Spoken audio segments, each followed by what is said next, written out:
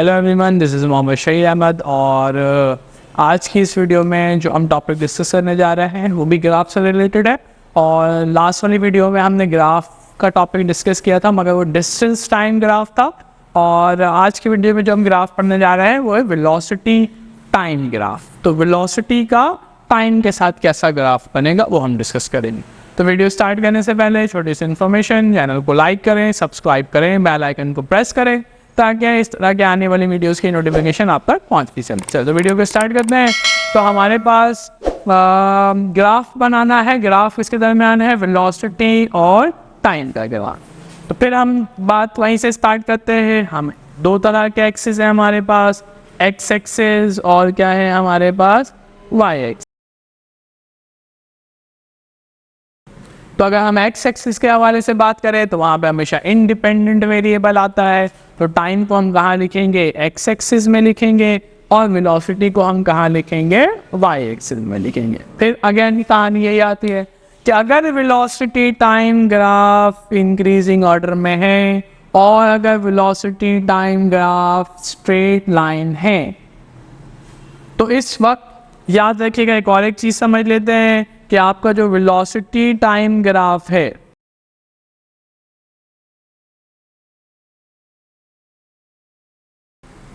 Represent the acceleration. क्या represent करता है, एक्सेलरेशन। तो अगर वेलोसिटी टाइम ग्राफ इस ऑर्डर में है, इंक्रीजिंग ऑर्डर में है, तो इसका मतलब स्ट्रेट लाइन, इसका मतलब ये हुआ कि आपका जो एक्सेलरेशन है वो कैसा है, यूनिफॉर्म है। कैसा एक्सेलरेशन है, यूनिफॉर्म एक्सेलरेशन। अच्छा, इसमें एक एक्स्ट्रा चीज़ है, उसमें नहीं था वेलोसिटी टाइम ग्राफ में और डिस्टेंस टाइम ग्राफ में। ये एक्स एक्सिस हो गया और ये हमारा वाई एक्सिस हो गया।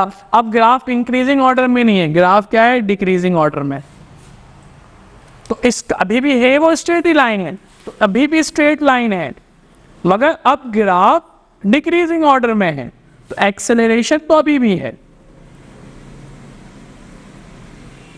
और यूनिफॉर्म ही एक्सेलरेशन है क्योंकि स्ट्रेट लाइन है, मगर इन दोनों ग्राफ में एक्सेलरेशन की टाइप्स अलग अलग हो जाएंगे। इसमें देखें, ये टाइम पर वेलोसिटी ये रही, टाइम बढ़ाएंगे वेलोसिटी बढ़ गई।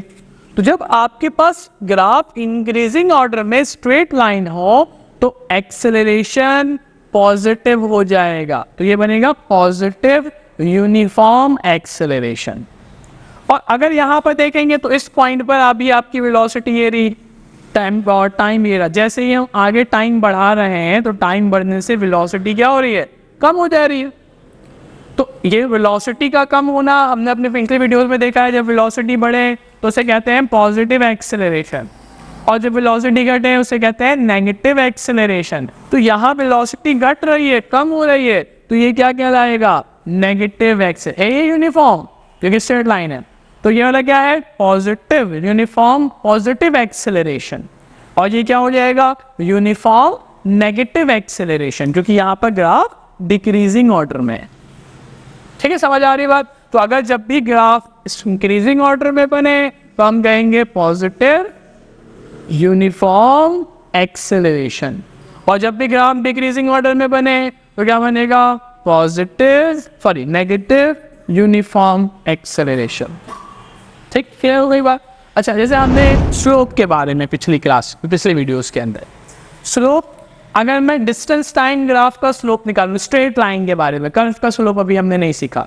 अगर मैं स्ट्रेट लाइन का स्लोप निकालूं, किसका, ग्राफ के दरमियान डिस्टेंस और टाइम, तो वो बनाता है वेलोसिटी।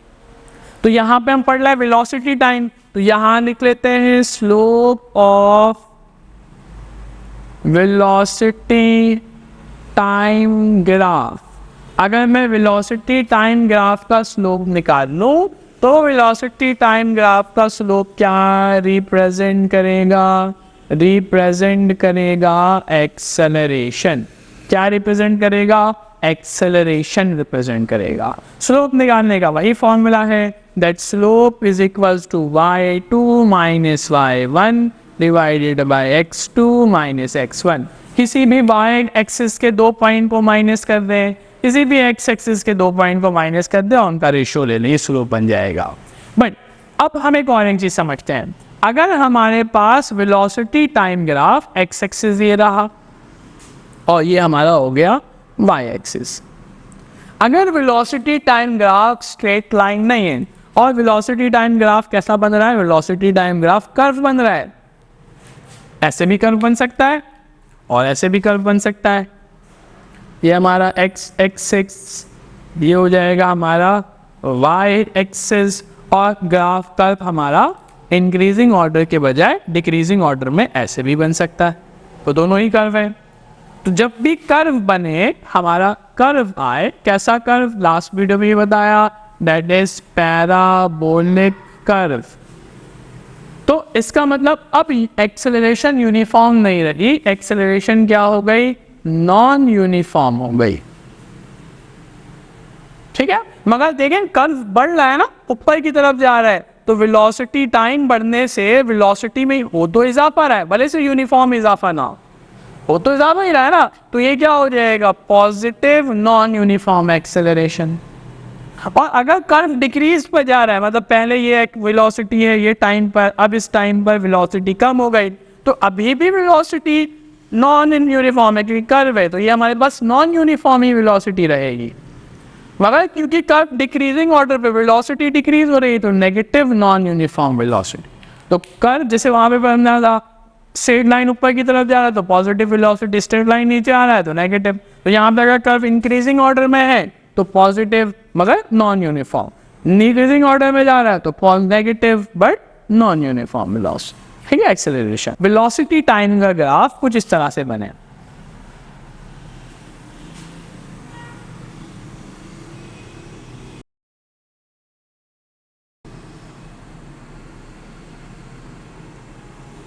ठीक है, तो मैंने ग्राफ बना लिया, ये हो गया हमारा एक्स एक्सिस में आ गया टाइम और वाई एक्सिस में आ गई हमारी वेलोसिटी। 0.1, 0.2, 0.3, 4, 5, 6, 7 और ये 8 पॉइंट हो गया, तो 8 पॉइंट आ गया हमारे पास। पहले पॉइंट में देखें, straight line increasing order, velocity कैसी होगी, पॉजिटिव। स्ट्रेट लाइन का मतलब वेलोसिटी कैसी हो गई, यूनिफॉर्म, तो एक्सेलरेशन भी पॉजिटिव यूनिफॉर्म एक्सेलरेशन, इसका स्लोप आ जाएगा हमारे पास। अब 0.2 से 0.3 पर देखें, इस पॉइंट को जरा गौर से देखें। 0.2 से 0.3 पर जैसे ही मैं आगे बढ़ रहा हूं तो टाइम तो बढ़ गया ना, आगे बढ़ रहा है हम टाइम में, क्या वेलोसिटी में कोई इजाफा हो रहा है, नहीं। फिर आगे बढ़ते हैं टाइम में आगे बढ़े, वेलोसिटी में कोई इजाफा हुआ, नहीं। फिर हम आगे बढ़े टाइम में, क्या वेलोसिटी में कोई इजाफा हुआ, नहीं। इसका मतलब इस टाइम ड्यूरेशन में, जिसको मैंने यहाँ पे मार्क किया है, इस टाइम ड्यूरेशन में वेलोसिटी कैसी है, एक जैसी है, सेम वेलोसिटी। और जब सेम वेलोसिटी हो तो इसका मतलब वेलोसिटी में तो कोई चेंज नहीं आ रहा, इसका मतलब वेलोसिटी का कोई चेंज नहीं, वेलोसिटी कांस्टेंट, तो एक्सेलरेशन क्या हो गया, 0। इसका मतलब 0.2 से 0.3 तक बॉडी की यूनिफॉर्म वेलोसिटी है, और यूनिफॉर्म वेलोसिटी का मतलब बॉडी का एक्सेलरेशन क्या होगा, 0। फिर 3 से 4 आए, अब एक्सेलरेशन 0 नहीं है क्योंकि देखिए टाइम आगे बढ़ने से वेलोसिटी कम हो गई, टाइम आगे बढ़ा वेलोसिटी कम हो गई, वेलोसिटी चेंज हो रही है, मगर लाइन 3 से 4 कहाँ है, नीचे की तरफ डिक्रीजिंग ऑर्डर में। तो अब आपकी वेलोसिटी कैसी, जो एक्सेलरेशन होगा वो यूनिफॉर्म ही रहेगा क्योंकि डिक्रीज सीधे लाइन में हो रहा है, यूनिफॉर्म एक्सेलरेशन रहेगा मगर नेगेटिव, क्योंकि आपकी जो लाइन है ग्राफ के अंदर वो कहाँ जा रही है, नीचे की जान। फिर देखिए 4 से 5 कांस्टेंट लाइन, सीधी लाइन, टाइम बढ़ने से वेलोसिटी में कोई चेंज नहीं आ रहा, इसका मतलब इस पॉइंट में आपका एक्सेलरेशन क्या है, 0, और बॉडी की वेलोसिटी कैसी है, यूनिफॉर्म। फिर देखें 5 से 6 कर्व, ऊपर की तरफ कर्व बन रहा है, तो जब भी कर्व बने तो हमारे पास एक्सेलरेशन कैसा होता है, नॉन यूनिफॉर्म। अब कर्व ऊपर जा रहा है तो नॉन यूनिफॉर्म, पॉजिटिव एक्सेलरेशन। फिर 6 से 7 देखिए स्ट्रेट लाइन, वेलोसिटी चेंज नहीं हो रहा, तो क्या एक्सेलरेशन क्या हो जाएगा, 0। फिर 7 से 8 देखिए डिक्रीजिंग ऑर्डर में नीचे की तरफ जा रहा है मगर कर्व है, तो कर्व का मतलब कौन सा एक्सेलरेशन हो गया, नॉन यूनिफॉर्म एक्सेलरेशन। मगर नीचे की तरफ जा रहा है तो क्या हो जाएगा, नेगेटिव एक्सेलरेशन। तो इस तरह से हम कैरेक्टराइज कर सकते हैं कि कौन सा एक्सेलरेशन किस तरह से। उम्मीद है ये वीडियो आपको पसंद आई होगी, समझ आई होगी। चैनल को लाइक करें, सब्सक्राइब करें, बेल आइकन को प्रेस करें ताकि आने वाली वीडियोस आप तक पहुंचती रहे। शुक्रिया।